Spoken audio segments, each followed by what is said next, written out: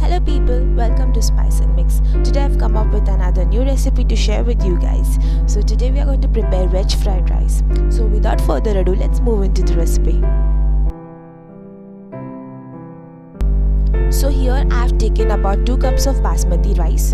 We'll be requiring all the sauces that we use normally: chili sauce, green chili sauce, dark soy sauce and vinegar. You can add tomato sauce as well if you require it. Here I have taken 15 crushed peppercorns or black pepper. Oil will be required. Here I have taken finely chopped ginger and garlic.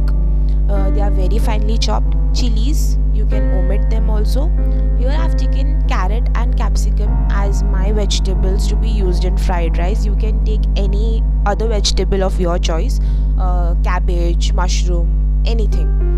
Here I have taken salt to taste.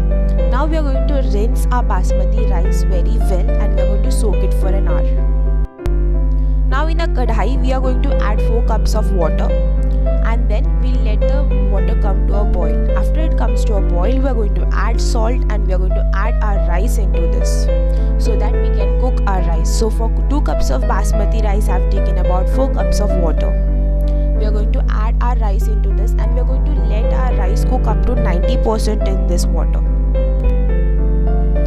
You can see our rice is almost separated and it is almost cooked. After our rice is cooked, we are going to strain it through a strainer so that we remove all the water out of that. And now you can see our rice is fully prepared.